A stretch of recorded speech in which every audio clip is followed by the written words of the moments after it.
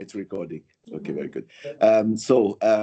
We started the recording because several of you are not able to make it today, and they will have access to the recording. Actually, you could have access to all the recordings of the previous sessions in case you have missed any of them. It's in our library. Lama and Maggie could help you in case you have problem accessing it.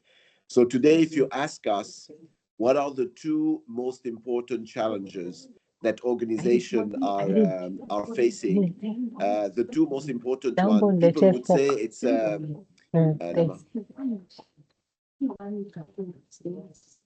Lama. Guys, people who are not on mute, please mute because we cannot hear. I agree. So please, those who are not muted needs to be muted. This will be great. So what I'm saying is the two challenges that we face. The first one is you believe is access to capital, because this is the single most common denominator. Although a number of you as companies have a very strong cash flow and do not need to raise neither debt nor equity capital nor any grant funding on it, but in most of the cases, access to capital is quite important. Now, I would tell you it is not the most important one. The most important one is really access to markets, because your case to build up access to capital, the single most important questions that potential investors or future investors would ask you is, how are you going to use the money and what sort of growth opportunities are you facing? So the better you're structuring your scalability plan or your ability to access new markets in a cost and efficient way is probably the most important element in helping you accessing to capital. So what we will cover, next slide, please, Lama. What we will cover, Lama and I, is basically these are, why is it important? It's important for the obvious reason, as you need to grow. This is quite, and how do you grow? It's also important for you to mitigate the risk that you're facing. It's important for you to this is the course outline, or it's the okay, the outline. So this is, you're going too fast, Lama. Okay, all right. So the we're I'm sorry. No, it's fine. It's fine. So course out. So the course outline. What we will do is we will go through three parts of it. The first part is how to access to new markets. So we will share with you, most importantly, are the templates. So these are templates. Some of these templates will be of use to you. Others might not be of great use. So it's up to you to decide which template makes more sense for your organization at the stage that you're in. So this is number one that we have, is in terms of the templates. So how do we map those growth opportunities? How do we assess and select the target markets? Because most of you will have a wide range of options in terms of how do we want to grow? How do we prioritize those opportunities? How do we then mitigate, assess the risk that you're facing? Whenever you're getting into a new market, you will be faced with risks. So how do we go about assessing these risks and mitigating against these risks? We also would, you need to, once you've decided which market, and you need to put like a mini business plan together so as to submit it to whoever it is, either to the CEO or to the board, depending on the size of the investment that you need. So this is quite important that this is properly documented. And then it's a question of how do you go about setting up the proper governance structure to ensure that these growth opportunities are implemented and executed in the best possible ways. So this is the first part. And if we cannot cover it all today, we will do another sessions on it in a few weeks down the road. Now, the templates are important. We will show you also how these templates are being used across different companies. We will then move to the case studies. For each of the growth opportunities or channels of growings, we have a case study. So these are companies that we have worked with, companies that we have addressed whatever problems that they have been facing in order to be able to allow them to grow. So we will share with you those case studies, which I think are very important. And then what we will do is we'll ask two founders of separate companies. One is in the foods, agricultural sector. The second one is very strong, one of the leading social enterprise in the region in terms of taking secondhand clothing and being able to provide it to people who cannot afford, who needs to these closings to be able to go on. So these are two cases, very well-known companies who are expanding in different ways, and we will have a roundtable discussion with both of them. So this is the second part is the case studies. The third part is the roundtable. We will also have, we're working in close collaboration with a law firm, the Torme law firm. Karine is a very good friend of Lama and myself, and you cannot grow and you cannot establish the presence without either a joint venture agreement, a distribution agreement, a licensing agreement. So all this, you need to make sure that you understand the legal repercussions and terms of conditions for this. So we asked Karine to come. So this is and the last part behind it is that we're here. The same way that we have been working with all the companies to help them go through, and you will see that all the templates that are being filled are filled by companies with whom we worked. We will be more than happy to work with those of you who are interested in exploring it deeper. So this is in terms of the course outline. Next slide, please, Lama. No, it's fine. The file will go, but no. Okay, so so what is the methodology? As I've mentioned, what are the methodologies I've mentioned? It's the frameworks, the case studies, the roundtable discussion that we have, and of course, future ongoing coaching sessions in case you need. I encourage you to always to follow us on our LinkedIn. That if you haven't done so, just reach out to us, and we'll be more than happy to continue the discussion with you and with your company as needed. You have our contact detail at the end of the presentation. By the way, the presentation will be available to all of you. The recording is available to all of you. The presentation will be available to all of you, and we'll be more than happy to help you on the framework. Next slide, please. So how do we go about accessing new markets? So the first one is that you need to map those growth opportunities, and we'll show you how to do it. So you map, you understand what are the options, and all of you on this room in this conference have different options to grow. So let's first map them. Let's then prioritize them, and then let's decide which are the one that we're going to go after. So this is the first section. The assessment of the target market is important so that we are in a better position to be able to know which is the one that is most appealing and most aligned with what we're trying to do. So you assess them, you select those growth market, and then you come up and work on the risk mitigation. So these are the risks that we have. It could be we have one of the companies that we're working today is expanding into Saudi Arabia. They're doing it through a 50-50 joint venture. They have already a brand existing. So what are those risks? The risk is to make sure that you have the right partner locally. The risk is to make sure that you can protect the brand. The risk is you list all those risks and trying to find out what is the mitigation action. Once you have done this, you basically look at what I consider is the different options that you have. And we will cover with you the most important ones. There are 7. Lama will go through it, explain each of the 7. And for each one of the 7, we're going to have a specific case studies that we have worked with. So this is quite important. And then it's a question, once you have it, either you convince your current board or your current CEO, or you try to find investors who are interested in joining you in this growth opportunities. And then you finalize the engagement agreement. So this is all of those steps. At the center, at the core of the steps, is to make sure that you have the right governance. The right governance to make sure that you have the right advisors to help you in each of these steps, to ask the tough questions, to make sure that you have a clear understanding of the risk involved. You have a clear understanding of what are the investments involved on it. So this is why the governance in terms of the support from an advisory perspective is quite important. Next slide, please. Okay, so we start now in terms of mapping. Some of you have seen the slides. I'm not going to spend too much time, but I know that there are a number of you who are new to this discussion. So what you do is you have 2 axes. One axe to grow, to keep it simple. Ansoff put it together, and we use it systematically across all of the companies that we work with. The first one is what is your current products versus your new products or your new service. So this is one way of growing. You grow in terms of product diversification, or you could grow by coming into a new market. So the four ways of growing: you could take your existing products and services in your existing markets, and you get again a bigger market share. So this is what we call market penetration. You move to a 0.5% market share, to a 1% or 2%. So this is by taking existing product in existing market and growing it.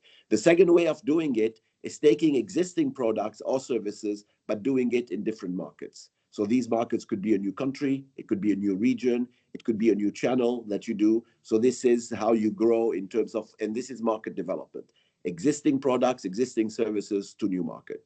The third way of growing is that you could come up with your existing markets where you are operating, but introduce new products or new services. So you have your existing customers, and then you're adding another type of services to it.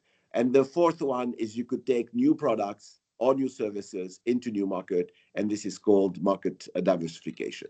So these are the four ways: market penetration, market development, product development, and diversification. And you will see that you will do a combination of those different four. So what we encourage you to do, you and your team, is to sit down and map those, list them, and then put them into these four buckets. We'll show you an example. Next slide. We show you an example in terms of this is a company that that is close to us, because we have been not only working with the company and with the founder, who is a good friend, but also investing in this company. It's OK Distribution. Now, OK Distribution is breaking an existing model. So they are aiming to the small retailer across in remote areas across. They started in Lebanon on it, but this will expand in geographically. And the way they do it is that they break all the intermediaries and they provide the goods directly to the small scale retailer from the factory, instead of going through 3, 4, or 5 sometimes different brokers, intermediaries, trucks, deliveries, etc. So what we have done is we sat down with the team and we came up in terms of these different options. So this is an example of these options in terms of market penetration. How do we grow into the existing markets? We looked and listed what are the potential. Today they are in a specific area, which includes South Beirut and include the southern suburb of Beirut. How can they expand to other parts of Lebanon? So this is one to the north. They could go to different areas. And over a period of time, once they have saturated the market in Lebanon, you have about 40,000 of these small-scale retailers. When they have reached, 25% or 30% penetration, is to be able then to move to other markets when they have. So this is product development, is not only providing them with the goods that they need, but also providing them with the automation tools, providing them with financing capabilities, providing them with a mobile wallet. So you have different services that have been added in order to help the small-scale retailer being able to transform his organization and really be able to grow. And so this is an example of how you map them and how you list them together. Now, the second part, we have listed them, we have mapped them. The third part of it is we have to prioritize. So this is another framework for you to think of, and you could use whatever dimensions you want. So we used here, what are those growth opportunities? Then for each of the growth opportunities, we look at the funding required. And here, is it high, low, medium? We look also at the returns. The returns is, if we make these investments, what sort of returns are we going to get? Either in terms of net present value, or in terms of internal rate of return, or return on investments. Any shape or form you have, it doesn't matter. It's important to understand what is the return that comes. The third dimension is how aligned is this growth opportunities with what you want to do over the next 3 years. So the strategic alignment is quite important, because the more aligned it is, the more synergies there is between this growth opportunity and the other opportunities that you're currently being implemented in yours. So this is strategic alignment is important. How easy is it to execute? Some of them might be more complex. You need maybe technology, you need special resources to make it. And lastly, what we've put here is the impact, ESG impact, because a number of the organizations that we're working with are social enterprise that have either an impact on the environment. impact in reducing poverty, impact in terms of women empowerment, impact in terms of improving the health condition and living conditions. So the ESG impact is becoming important because more and more of the investors today are taking, not only they want to have the returns in terms of financial returns, but they want to see returns in terms of impact returns. So you see a lot of impact investors. We are here in Tunisia with Lama. We're closing a program. Here is we have been working with 30 support organizations that are supporting innovative SMEs and innovative startups in the country. And those are all social enterprise with whom they're working, and more donors across, being it the Americans, the Europeans, and others, are looking at impact, not only at financial return. So this is another. It's up to you to decide which dimensions are important. So some of you would say, Constantin, I'm only interested in the funding, the financial return, and the ease of execution. It's up to you to decide what it is. But this is the way to be able to help you screen those. So the way you screen them is you put, in terms of funding, is it low, high, medium? In terms of return, low, high, medium. So this is fairly simple gut feel type of discussions, strategic alignments. And for those who have high financial return, high strategic alignments, and a high ease of execution, and a high impact, are basically obvious candidate for you to implement. So on this basis, you decide then you want to go in this one. For others, you might pilot and decide whether it makes sense or not. And for others, you could hold and decide if you want to do it maybe next year because you don't have enough resources to do. So we showed you, you list them, you map them, you prioritize them. And once you have agreed what are those opportunities, you basically put together a mini business plan. Next slide, please, Emma. So the mini business plan is, there's not, okay. So normally what you do is you put your case together, your investment case, but Lama will cover this later on in the presentation. So this is in terms of the growth opportunities. Now you need to look at your markets. So a lot of people would say, I don't know, you're based in Kenya, and where do we go? We have been present in Tanzania. We are also present in Uganda. So when is the right time to maybe enter Ethiopia, or whether the right time to enter, I don't know, another country that we could consider. So how do we go about assessing those different markets? And the same thing applies to a lot of companies that are based in the Levant area who would like to expand to Saudi Arabia, to the GCC, to Europe, or to other cases. So first, this is fairly gut feeling. So what is the market size? Is this a big market, a small market? How fast is this market growing? So this is another way, not only at the size of the market, but is there growth potential in this market because of demography or because of other reasons? A third one would be, what sort of margins? Today existing competitors are selling those products at which margin? Is it a 40% gross margin? Is it a 50% gross margin? And you might not have the exact information, but at least you could have a gut feel for it. What is important is the regulatory landscape for some of you. Is it tough to get into it? What are the implications that you have? Competitors is important. Is it already a bloodbath? Is it what we call a red ocean or a blue ocean? Red ocean means that everybody is underpricing each other and we're only competing on the basis of price. Might not be very interesting. Where a blue ocean is where you have a first mover advantage, and for some of you, this is quite important. So the competitive landscape is important.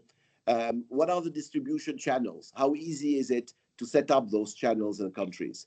How important is the brand behind it? So this is how good of a fit is this target market with your existing market, and what are resources that you need? So this is a way to look at selection criteria in order to help you define, out of these 10 options that I have in terms of market, which are the one that makes more sense for me.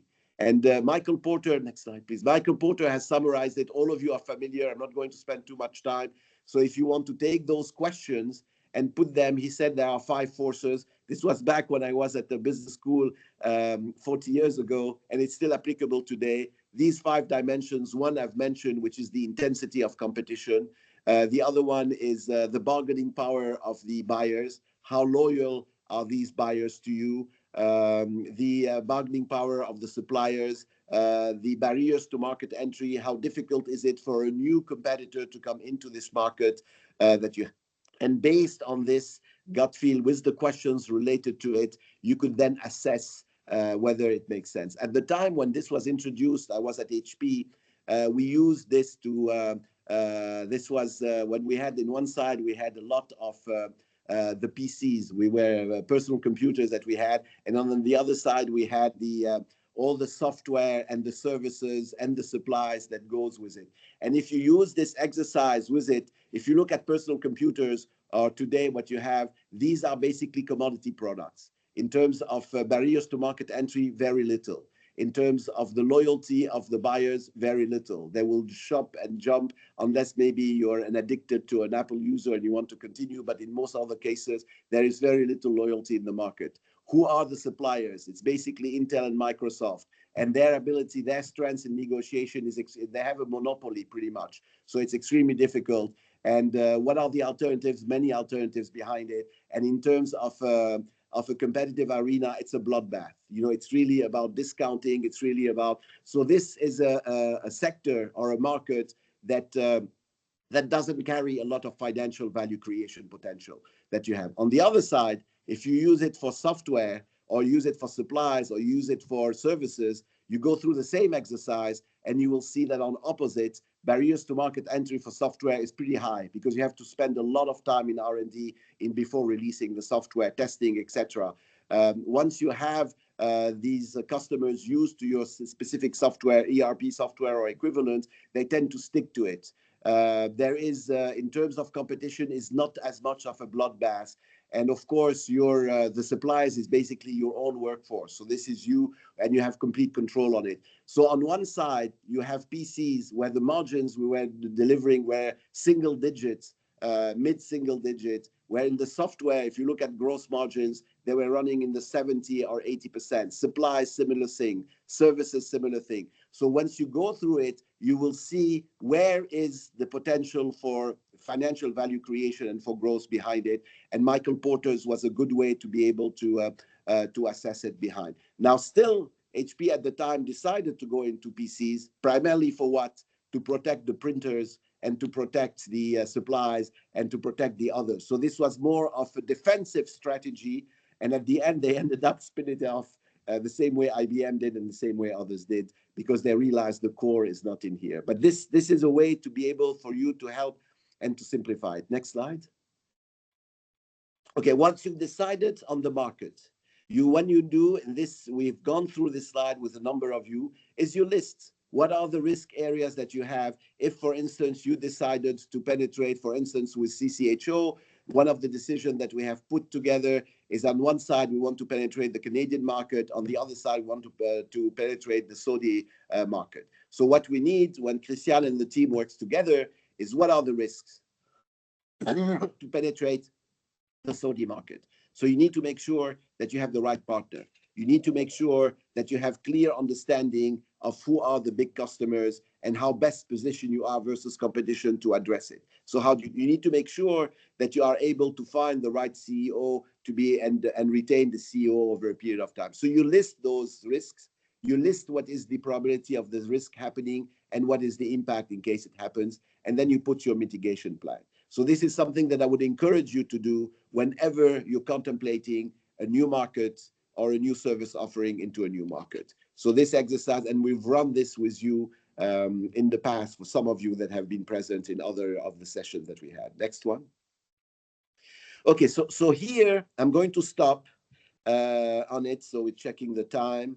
Okay, so what we will do now, I'm going to pass it on to Lama.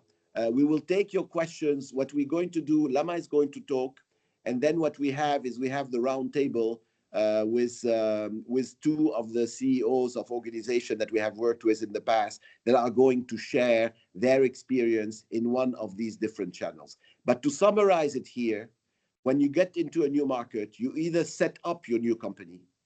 What CCHO is doing in Saudi Arabia, no, they actually what they did in Dubai and in Abu Dhabi, they set up the company.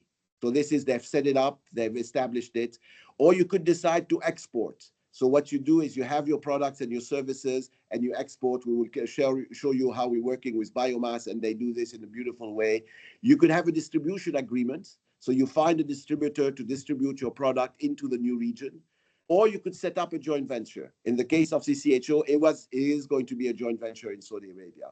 In the case of another company with whom we're working as we speak today, it is going to be a joint venture also in Saudi Arabia, because and we will show you why in some cases you need joint venture versus setting up your company. Or it could be a licensing agreement, and we'll show you example licensing. Franchising is another way to be able to grow, and you could have strategic alliance, and we have strategic alliance. We'll use the example of our company with one of our partners that we have. So these are 7. There might be other ways of being able to grow. Lama is going to take you through each one of them, present what it means, and show you the case that we have with the companies that we have been working with. Any questions at this stage before I pass on to Lama? So if you have a question, just raise your hand, ask the question. In case there are questions, I'll wait for about 15 seconds. Is this clear? No questions? Very good. Lama, thank you.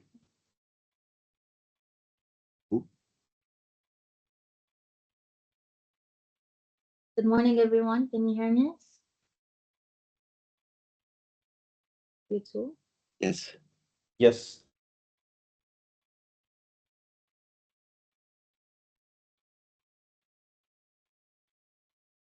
What?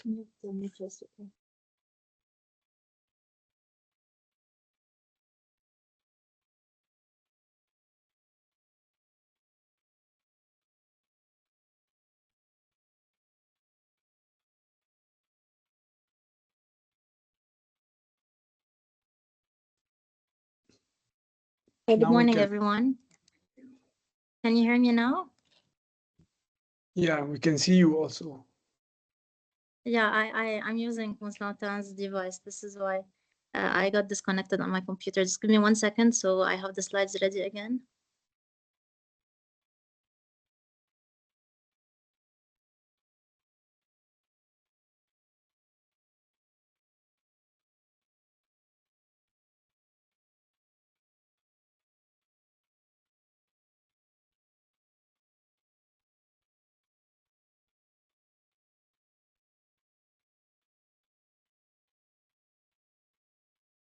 Okay, thank you. Thanks for the patience.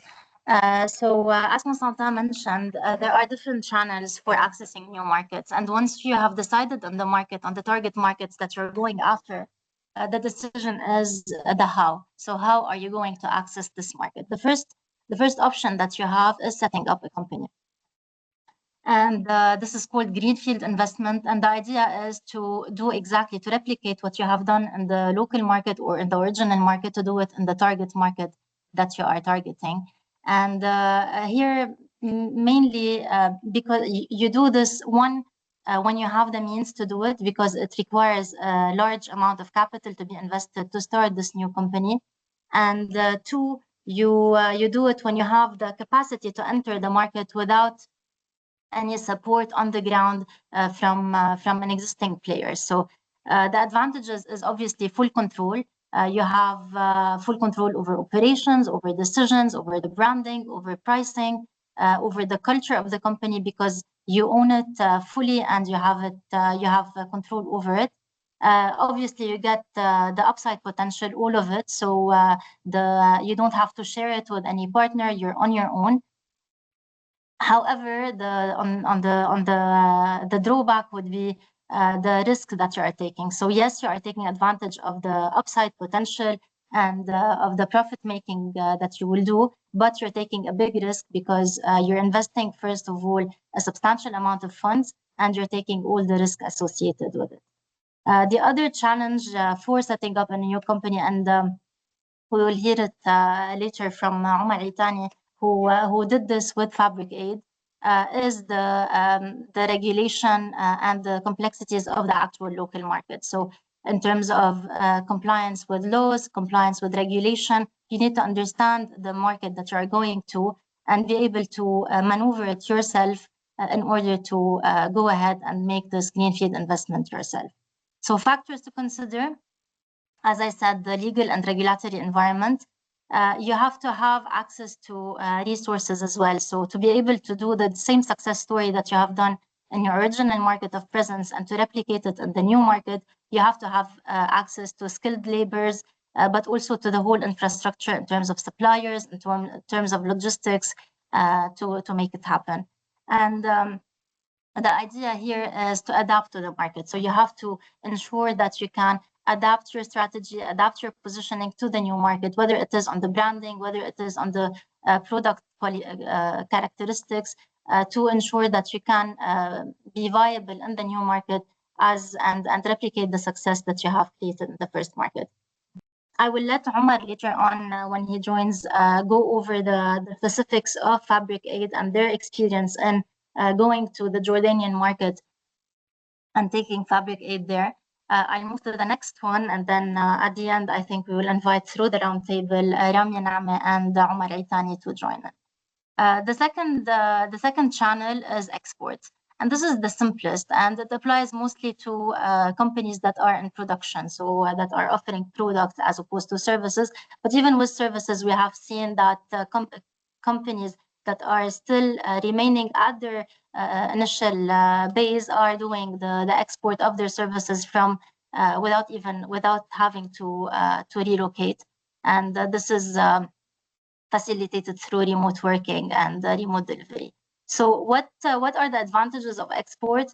As opposed to opening a new company, this is the minimal capital investment needed. So you're not establishing any new operations, you're keeping the same talent pool, you have the same offices, you have the same operations, but you are expanding your delivery channels through your exports. So it requires low capital investment, it requires a short time frame because this can happen much faster, and the risk is lower. So you're not as you're not investing and as you're not going to a new market and dealing with the operational, political, economic, legal risks associated with it, you're minimizing your risk.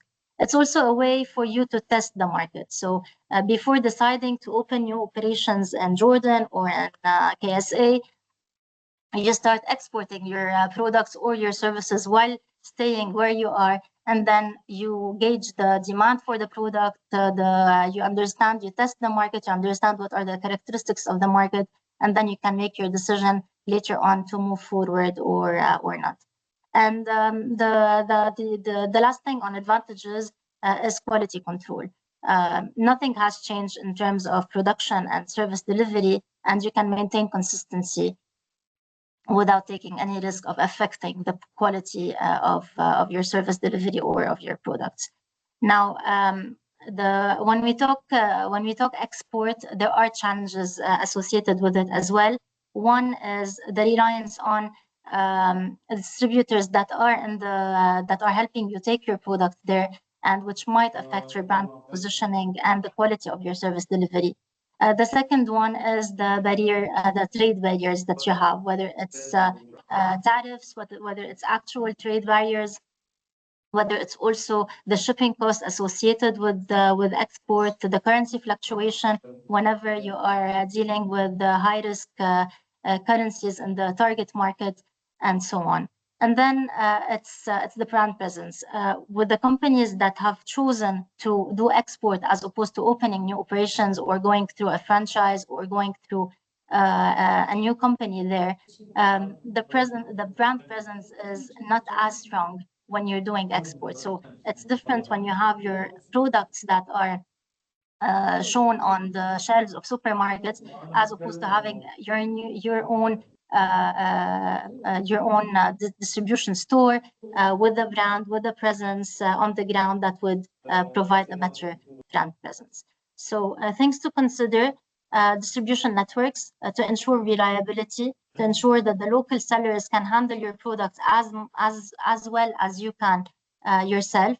The second one is the cost-benefit analysis. So weigh here what are the logistical costs, what are the potential taxes, the difference in currency that you will have versus the profitability the revenue generation that you will have, and that will affect your profitability. And the last thing is market positioning. So how well are you positioning in terms of pricing? Is it the same pricing that you would put on your export strategy as you do in the local market? And how are you positioning the brand? Let's take the example of a Lebanese brand that is being sold in the US versus the same brand sold in Lebanon. The brand representation and the price positioning should be tailored to the different markets of presence. So export is what Biomass have started doing early on. So the idea is Biomass operations are in Lebanon. The sourcing of their products are in Lebanon. They grow their vegetables. They have their eggs. They have the whole organic products that they have. And the first option for them is to export. And they were able to get so if we had Mario with us in a previous workshop, and he told us the story of how he was able to get a contact with a Kuwaiti company, the TSC. He met with them. They had shown interest in taking his product to Kuwait, and this is how it started. So it was an export channel. He took he kept the operations in Lebanon. He obviously expanded a bit in terms of number of employees and the production capacity that he has to tailor to cater for the new market, and then he did it from here. According to him, the process took between 6 to 12 months. Obviously, it started with a market and feasibility study. He had to do the connection with the retailer, and that connection led him to open a new channels, a new discussion with other retailers and other markets in the Gulf as well. They signed the commercial agreements, and they started with supermarkets, but also they extended to clients in the food service industry, restaurants, and others.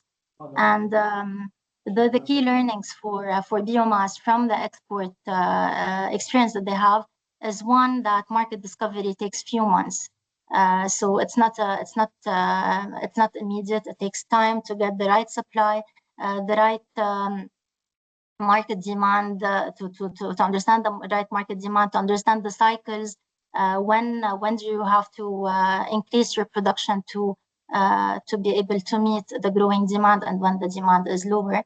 The other thing is that it takes time, and it takes time to learn what are the most efficient routes, what are the most efficient logistical considerations to take. Is it the port? Is it airport? So it takes time. It's not an immediate learning, and from one opportunity, other opportunities opened, and now Biomass is present across the Arab world in supermarkets and in stores.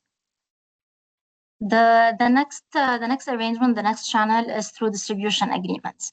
And here you don't have access immediately to the different distributors in the market, or to the different points of sale in the market. So you go into a partnership with a local distributor that understands the market, that has a presence in the market, that has their own customer base there, and that will help you with the sales, with the logistics, with the marketing, and will take care of your brand for you. Now, advantages is low cost, so you don't have to put the same capital investment that you would if you were to enter the market yourself. You can leverage the actual local distributor in terms of their customer base and their understanding of the market dynamics and the customer needs there. It's much more simplified because it's not as opposed to the export, because it's the distributor who is handling the shipping, the warehousing, the paperwork, all the operational burden, in return for the obviously for the margin or the discount you're giving them on the wholesale price. And the revenue generation is important because the costs are important. So you generate the revenues without incurring the high cost of hiring the teams, of maintaining inventory. So this is outsourced to the distributor through this distribution agreement, and the burden on you is limited. However, this means that you don't have as much of a brand control as you would have if you were owning the show. So you need to make sure that the distributor understand your product, understand your practices, understand your reputation, your brand, to make sure that the brand reputation is protected, that the product is getting to the end user properly, that the distributor can answer the questions of the clients, and therefore bring your product in the best way to the end user. The profit reduction is a challenge because in return for this service the distributor is providing you, you are giving them a discount to the wholesale price, and if you were to do it alone, obviously you would save on this. And the other thing is, as I said, you depend on the distributor in terms of their network, in terms of their market presence. So you need to make sure that you choose the right distributor who can really get you the best out of the market that you are going into. So factors to consider: selecting your distributor in terms of making sure that they are the best distributor for your product, in terms of their track record, in terms of their market reach, in terms of their presence there. Make sure that the contract terms are clear, with clear expectations for pricing, for marketing, for performance management. The market monitoring is very important to make sure that when you're getting the feedback from the end users, that you understand what if their needs are met, what is missing, and how to better serve them to maintain your quality standards. And finally, you need to make sure that you train those distributors. So one company, and I'll show the example now, they entered into a distribution agreement. This is Smartland. And one key component in the distribution agreement was for Smartland to provide the necessary training to the salespeople of the distributor in order to make sure that the salespeople have the answers to the client's questions and can represent Smartland in the market. So talking about Smartland, Smartland is a company we have been working with for the past over 5 years now. They are present in the Bekaa in Lebanon, and they have systems that can tell you what is the characteristics of the land in terms of water need, in terms of fertilizers need. And recently, Smartland have entered into a distribution agreement with the Bani Agri in Lebanon for the Bani Agri to be distributing their products in the Gulf, in Qatar, and Saudi, and in Kuwait. And the reason why Smartland went for this option is because they don't have access to these markets where the Bani are present and have been present for years now. So they joined forces. The Bani would be leveraging their customer base, their contacts in the market, their knowledge of the market and the needs of the farmers and different players in the market to be able to market and sell the Smartland equipment and systems. Smartland also is a scale up. They worked under design, under MVP through an acceleration program. They proved their market. They validated their product in the Lebanese market, but they don't have, unfortunately, today the financial means to go for a greenfield operation in the Gulf, although the demand for their products in the Gulf is very high. So the fact that they have limited resources to establish a new company, or even to go for business development in a new market, led them to decide to go through the shortcut of going to a distributor that is very active in those target markets and benefit from this. So the process was we introduced Smartland to the Bani Agri. the Bani Agri had to do a thorough testing on the systems to make sure that they are in a position also to market them to their clients. And then the distribution agreement was signed, and the pilot should be taking place in the next 3 to 6 months in those markets. Factors considered, as I mentioned, is the distributor's presence in those countries with high demand, the reputation and track record that the Bani Agri have, and the expertise of the team that the Bani Agri have in that area. So they are well positioned to be a good representative for the Smartland products. I mentioned this, a key learning is to give the training needed. These are new systems, even for the Bani Agri salespeople. These are new systems that they need to be trained on, to understand how they work, to understand how they can tailor them, adjust them to the needs of the clients in order to ensure good customer service. The next one is a JV. So this is where you enter into a joint venture with so two companies go together. They partner together to establish a new company, and this is the joint venture where usually they have a 50-50 share, and they share everything from the risk to the investment. So you put your money, I put my money, but we also are exposed equally to the risk.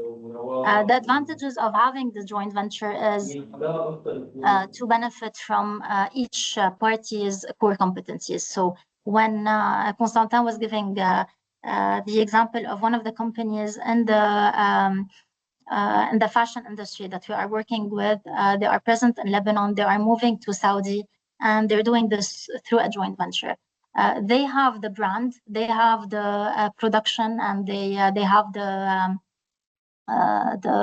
designs, but they need a partner on the ground in Saudi with one part of the investment, two, the local expertise in terms of marketing, in terms of finding the right place and the best point of sale, doing the marketing with the different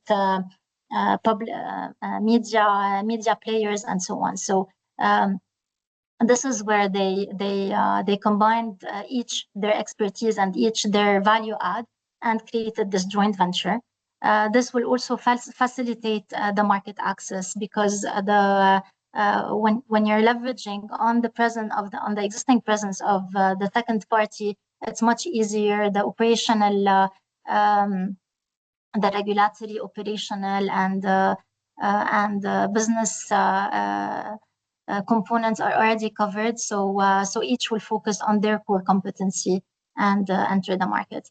Now, it's very important to ensure alignment, and we're currently negotiating the joint venture agreement, and there are certain points that are being negotiated to make sure that everything is clear from the start in terms of who does what, who is responsible for what happens if things go bad, who takes care of who makes the decisions, who would be responsible to bridge a gap if revenues are not as expected, something goes bad and the expenses are higher than those that are budgeted, and all those terms need to be clarified in a joint venture agreement to ensure alignment and to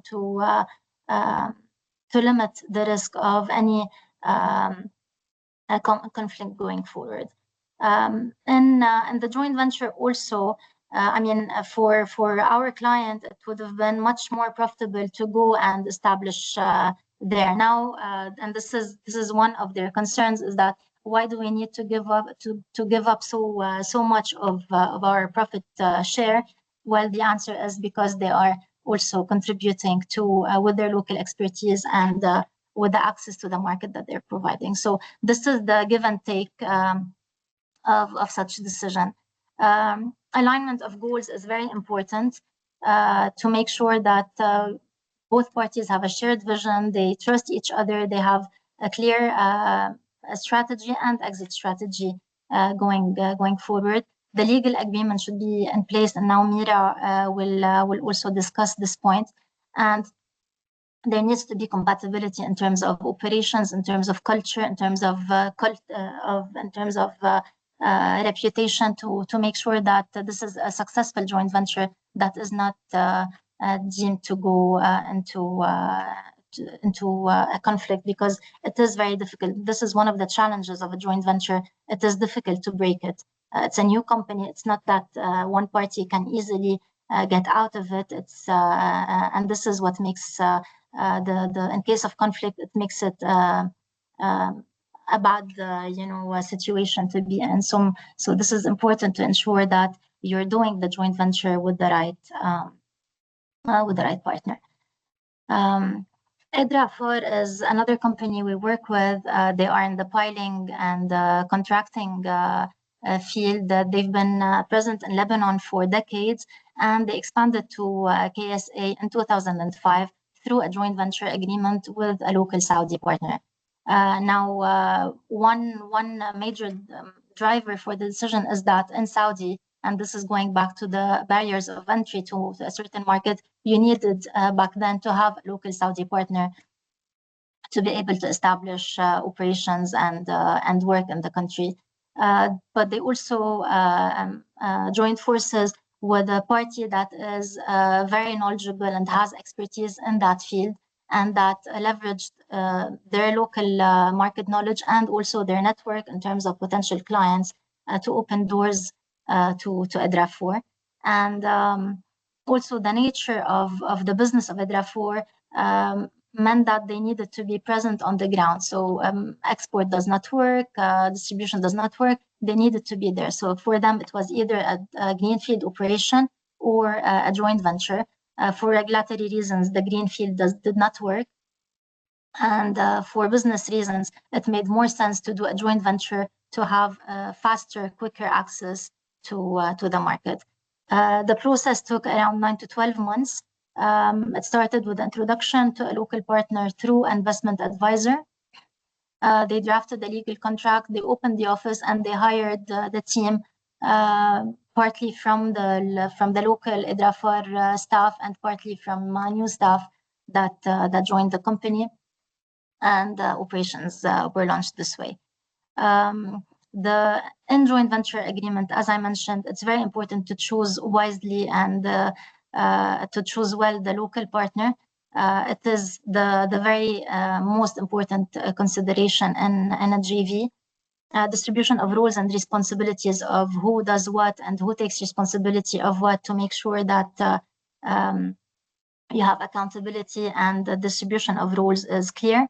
The problem is that it takes longer time than planned to reach the cruising speed. So as in every greenfield or new company operations, it takes more time to get the leads, to get to the first successful project, and to have a strong foothold in the market and start getting the referrals to get other projects. I'll go a bit faster on the licensing. This is mostly related to the rights to use the product, or usually it's a software behind the product. This is low cost. It allows for fast market penetration. You get the license and then you get royalty fees in return, and you are limiting your operational involvement and the risk that you are taking.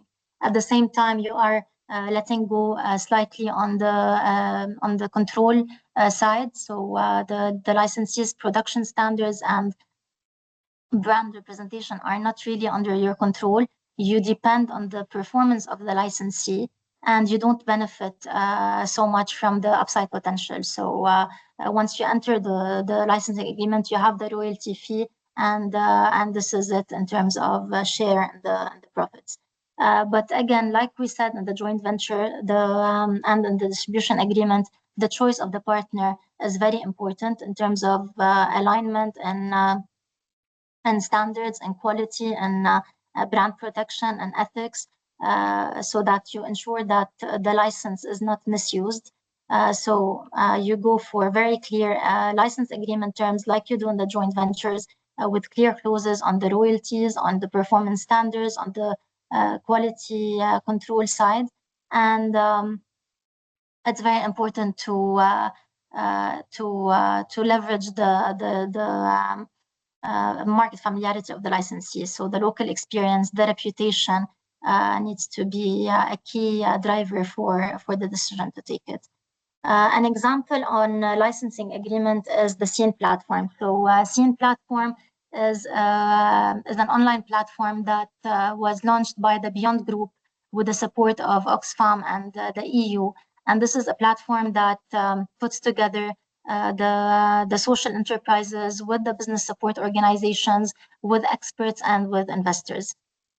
And Scene has been developed locally in Lebanon and has the potential to go into different markets. And a natural expansion for Scene would be through a licensing agreement. We're helping them put together this licensing agreement. We have worked with them over the past 2 months and looking for the different expansion strategies that they could have in terms of what we did the same. We did the same work that Constantin mentioned at the beginning in terms of mapping the growth opportunities, prioritizing them, and identifying the different revenue streams. And one of the revenue streams that we highlighted was the licensing agreement with a key player, a CSO or a business support organization player in different markets. We are now in discussion with a business support organization in Tunisia to take Scene and to take the license of Scene and operate it and implement it in Tunis.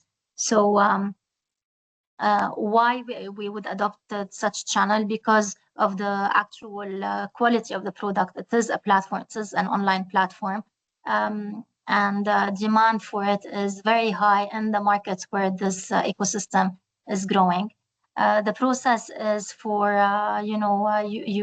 we introduced the Scene team to one of the BSOs in Tunis.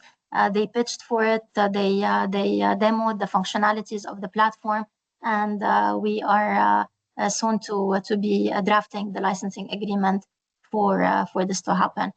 Factors to consider, the reputation, the track record of the BSO in order for them to be able to take Scene and make of it a success story in Tunis. The network that they have to make sure that it could be financially sustainable, that they could bring to it the revenues that will ensure its financial sustainability.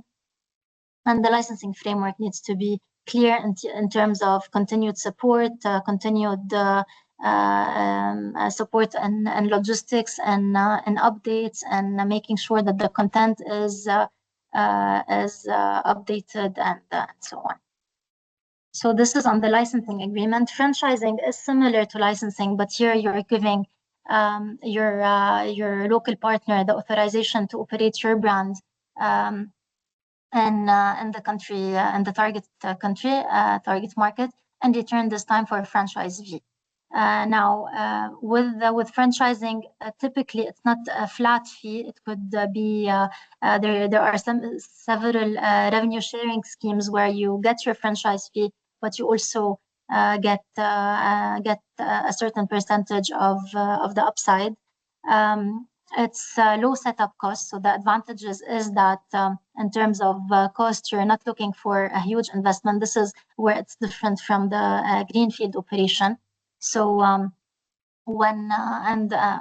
let Rami from Fig Holding talk more thoroughly about this, but when you want to go into a new market, you don't necessarily want to invest a large amount of money, and you have people on the ground that you can trust with your franchise. Then you go through a franchising agreement, making sure that you have a very strict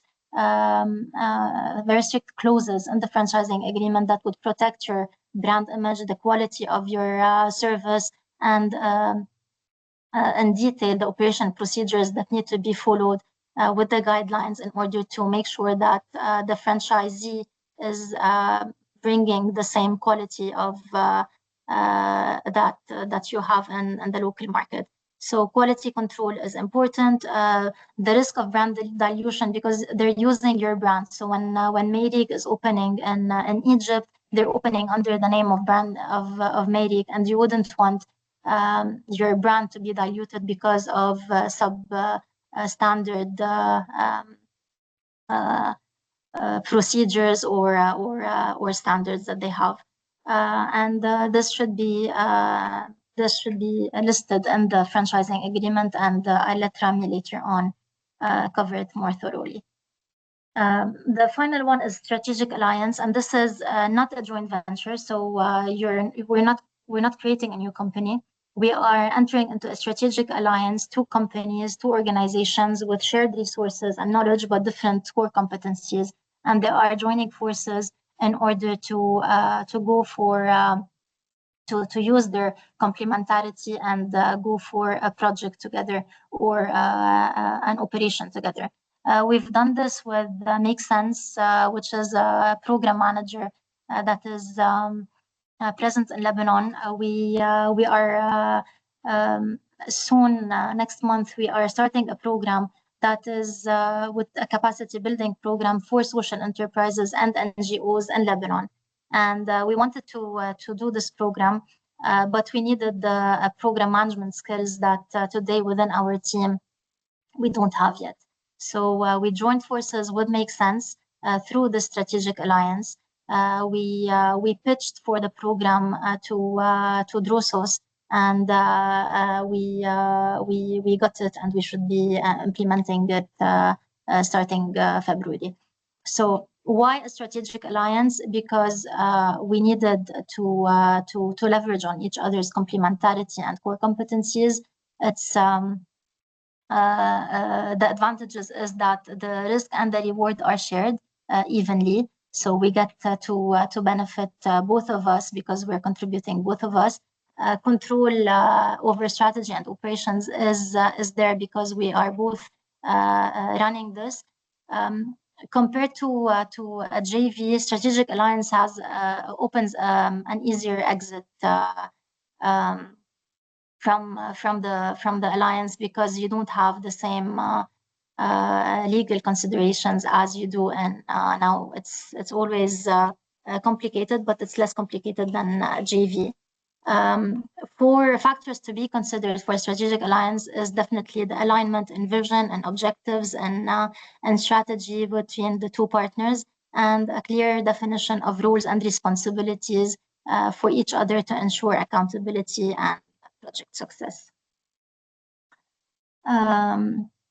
So how do you assess? So this is just a mapping of the different channels. So here we're looking at the different channels that I have mentioned, and each of them we're looking at the investment required, at the risks associated, the participation in return, and then the upside potential, the challenges in terms of operations and logistics, and the control over brand and quality. And you would see that it's not whenever you're it's a high somewhere, it's a low somewhere else. And so here it's red and green. So it is a game of give and take in terms of and it depends on your position. So let's take the example of a company that does not have the means, the financial capital to start a new company. Setting up a new company would be a no-go for it, and therefore it needs to go for options such as export, where the investment required is low, licensing, franchising, or others. So based on each company's situation, the different channels could be more or better positioned for it to take it. Now, other common channels before I give the word again to Constantin. Other market channels that access to new market channels that we haven't mentioned are e-commerce, so selling the products through online platforms and the digital channels, having local agents. So you're not, it's not really a distribution agreement, but you have your local agents that you agree with to promote and sell your products and provide you with their expertise in the local market. Distribution through wholesalers, this is clear. Consignment is another way of consigning your goods to a person that is present in the market, and they would sell your products on your behalf in return for a commission or a percentage of sale. Having retail partnerships where you collaborate with retail chains and for them to sell their products, your products in their stores. Acquiring local companies as another way to access a market where you can leverage on the existing legal framework that the company has, their market presence, their network, and their customer base.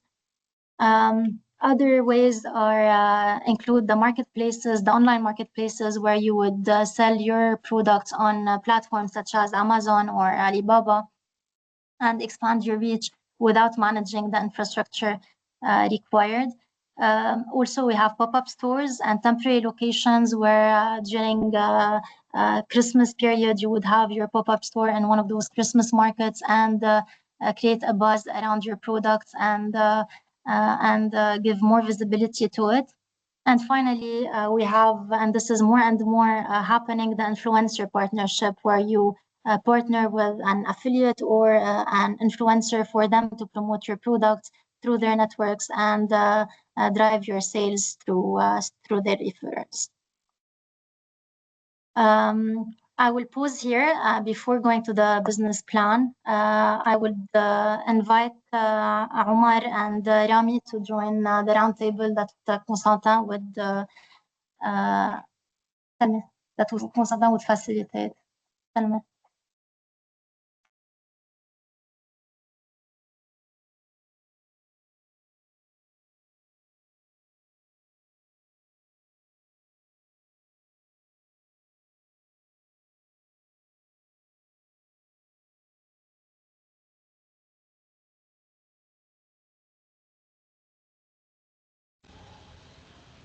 Constantin, you're muted.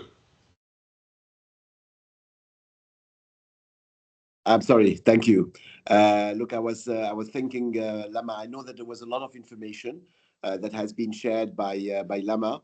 The important here is look at those approaches and always try to get. If you have one of the tips that here, one is to get some sort of a business advisor who have been through it, who have helped other organizations set up these different channels.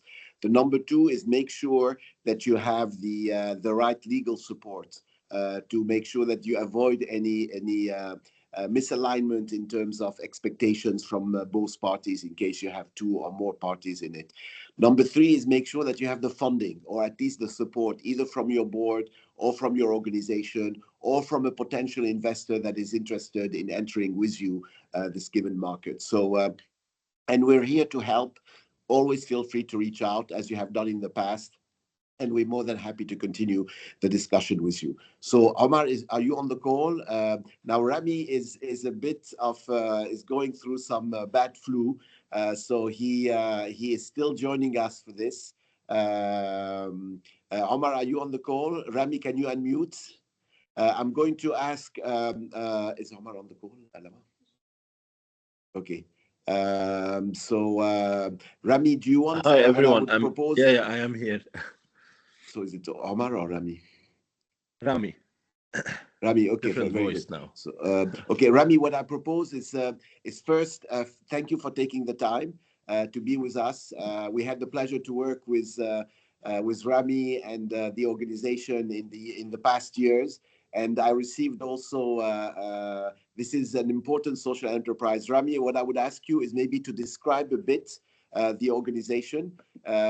Received the note that you're opening also in Geneva, so this has been forwarded to our network. So this is great news. I even have you close to home behind it, Rami, and I hope you will be coming and visiting. Rami, maybe you want to introduce yourself. Yes, hi everyone. This is Rami Name. I'm so sorry for my voice, but I have a bad case of flu. I handle everything related to the commercial activities of Fig Holding, and Fig Holding is a company that runs concepts around the Armenian culinary heritage, whether it's restaurants or products. So what we do is we actually really focus on the ESG impact of the company. We do, we start with planting our crops to table. Myrick has been around for the past 22 years, and other brands followed, like Bachig. It's been around 11 years, and then Lahmajun during the COVID crisis, and now we're like it's been 3 years. We have established our products brand, which is Kamakyan, following the name of the founder, Annie Kamakyan. That is now going. We just started going like out of the country. Very good. Rami, thank you. What you've been very humble in terms of what Rami and Aline have done is they are working with a number of rural women, Armenian rural women, close to the village of Anjar, who are providing a lot of the goods and the services that they have been starting. So they have all this social impact they're creating in training these women, helping them come up and improve their skill set, and at the same time building on definitely a very strong presence in terms of the restoration business. The restaurants that Rami has been mentioning are the top in what you have in Lebanon, and then they've decided to export. Rami, the first question I have to you is, when do you realize that it was time for you to be able to go and to expand? So what was the timing, and what was the reasons behind you and Aline to decide to scale your business across geographies? Can you take us a bit through the timing? Yes. And also through the process that you have used in order to be able to decide why, for instance, Switzerland, or why Egypt, or why any other countries that you have, and which is the vehicle that you have used in your expansion strategy? Yes, of course. We, as I said, in our model has like two different phases. One is the restoration restaurants, so we go with franchising or joint venture, and the other one is products. I'll focus more on the restaurant business. Myrick has flagships in Cairo, in Riyadh, in Yerevan, in the Maldives, and now we're opening in Geneva. We just opened, actually. It's been 2 days. We opened in Geneva. So in order for us to decide when and how to move forward with a franchise joint venture or any expansion outside of Lebanon, we looked into the brand, and we made sure that the brand is robust enough, like it's strong enough for us to actually be able to duplicate the brand, the concept, the food into other different markets. So the timing was around, we waited like 15 years to actually be able to move Myrick out of Lebanon, because Myrick, as I said, is focuses a lot on the social impact. So everything has to be taken from Lebanon, even the chairs, even the tables, because we have artisans who actually did these, even the ashtray. So it's a big model to duplicate, and to find the right franchisee or the right partner to go with us into this takes a lot of time, and a lot of questions, and a lot of visits, and a lot of dinners together, and we need to see if that person understands the brand or doesn't. We need to see if like the company or the person, we need to see if the market would actually handle this brand or not, or maybe move to another market, or maybe open a smaller version of the brand, the way we're doing now in Geneva. Because I mean, in Geneva we cannot we cannot have the full menu of Myrick. It's a bistro, so we had to change. It's been 1.5 years. We're working on changing the offerings of Myrick from a full table to a like small bites that actually stays true to the brand itself.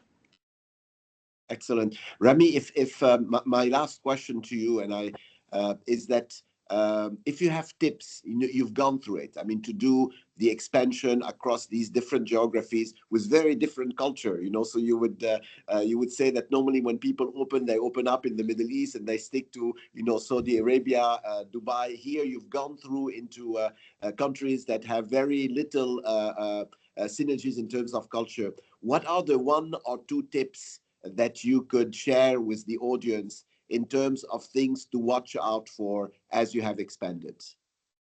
Um, Stick to your mission.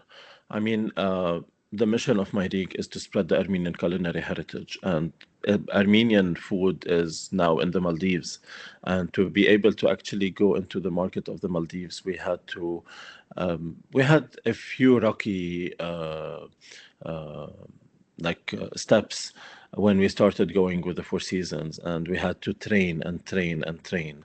And we had not only the employees, you have to train the mentality, you have to train the people to understand what kind of cuisine they're having.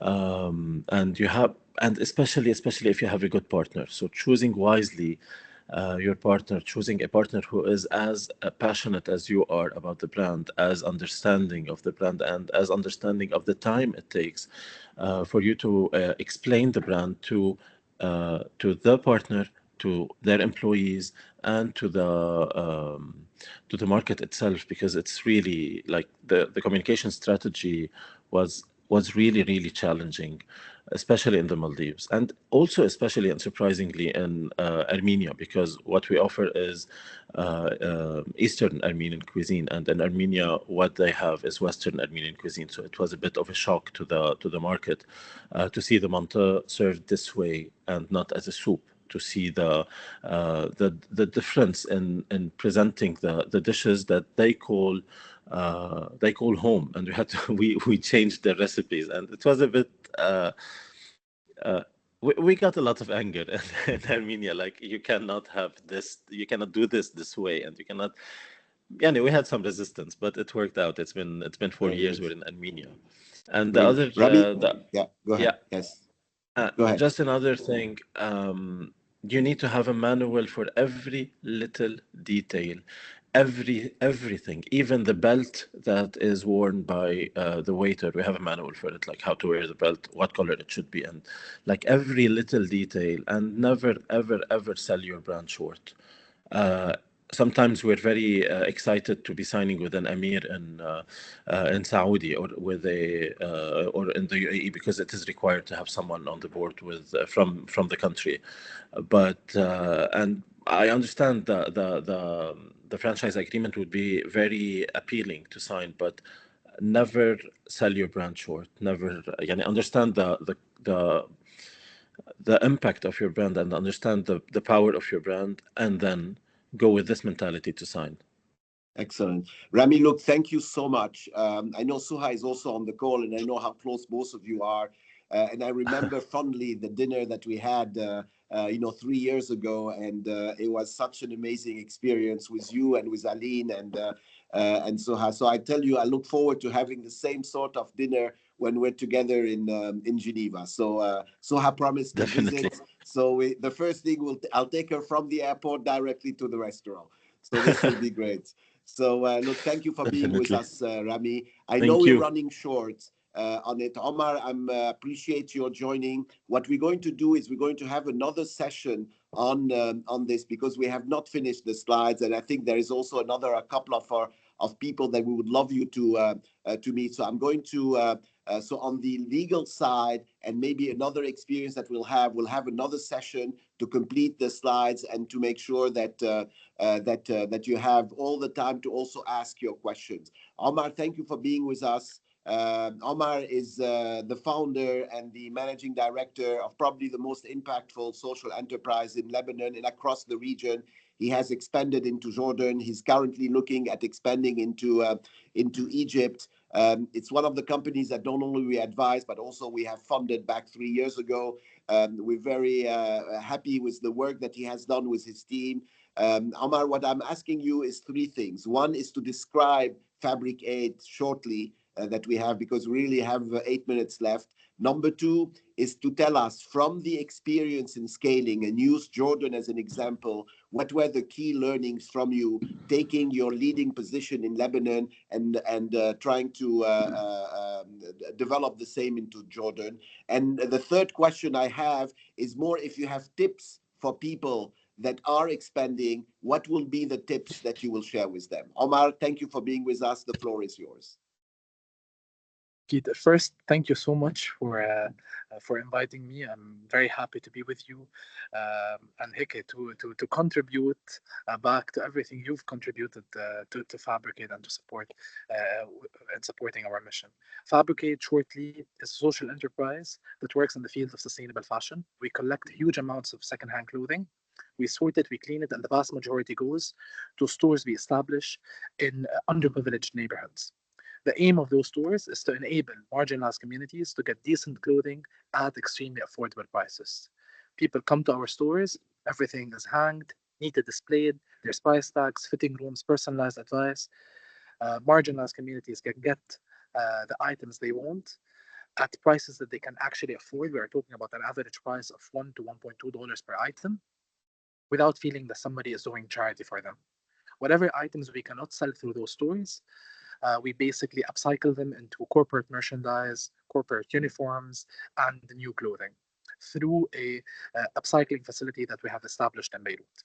This is basically Fabricate in a nutshell. In Jordan and in Lebanon, we have around 15 retail stores that basically targets the marginalized communities.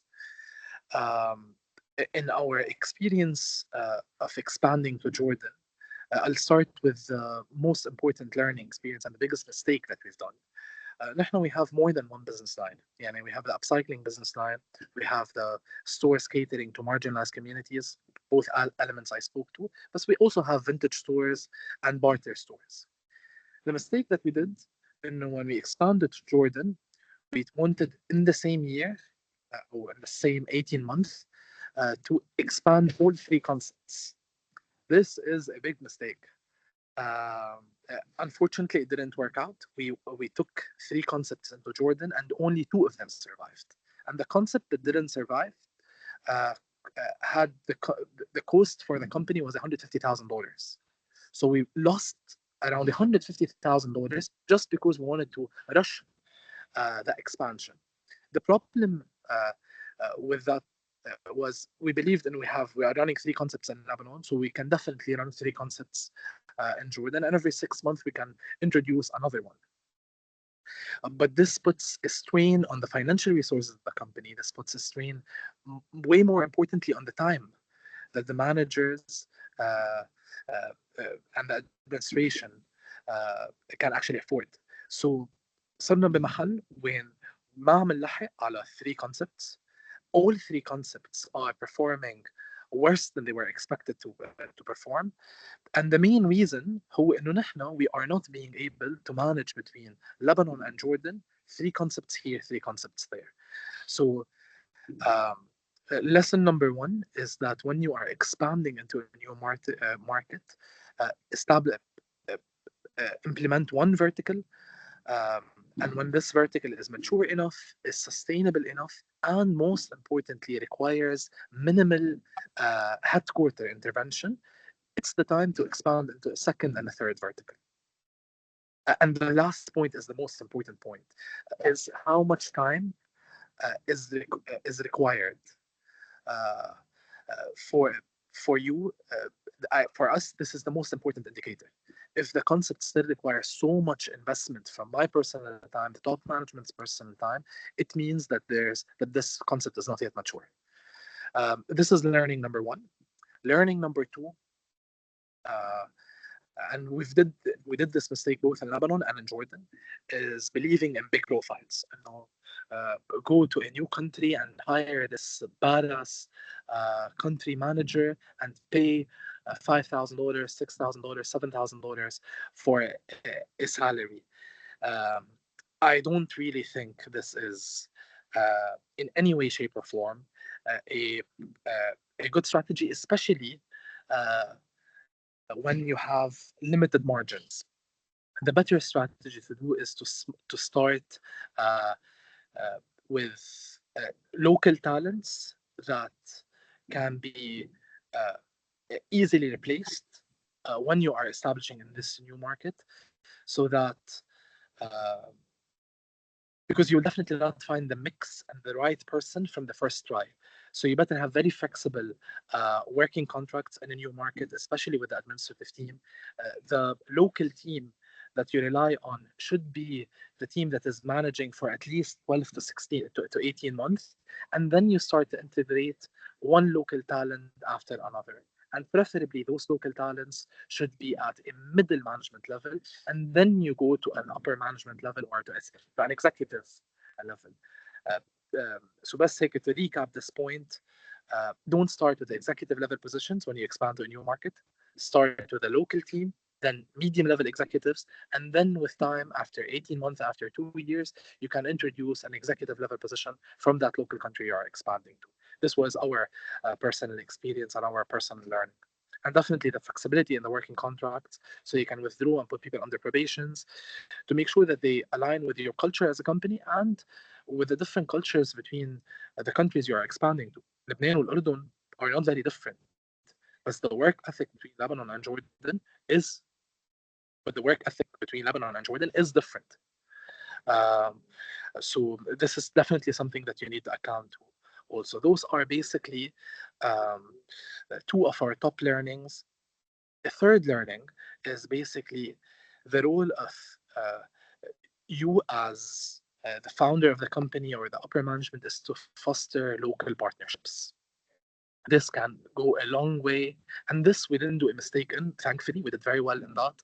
Is today, if you ask Jordanians about Fabricate, they think Fabricate is a Jordanian concept. So trying to localize the concept as much as possible to make it feel that it's not something عم يتركب عليهم من برا, but it's a local concept that is being created locally is major and so important. And the steps to do that are simple. One is through local partnerships. Two is through changing the language of communication. نحن بلبنان our social media we speak in English. In Jordan بالعربي, بالأردني. Localizing the language, the branding, having local partnerships, local influencers, and with time a local team, and accepting to change things to adapt to the country you're expanding to is pivotal. يعني مثل ما كنا عم نحكي in Batshik's case, as you know, BKFC, certain countries they sell biryani يعني. So localization is extremely important. Omar, thank you so much. I know that there will be a lot of questions to be asked. I appreciate you taking the time. Rami, I appreciate also taking the time. Both of you are role models in terms of social entrepreneurship in completely different sector and having also different expansion strategy that you have. So really kudos to both of you. We really look forward to continuing our collaboration with you. We're going to close it now.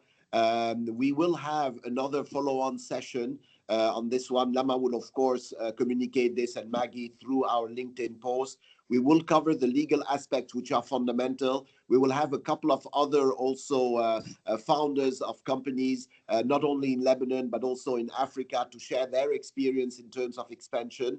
And for all of you, you'll have a copy of the slides through Maggie, through making sure that if you haven't received it, reach out to her for this. Omar, all the best to you. Rami, all the best. We look forward to continuing these monthly events with all of you.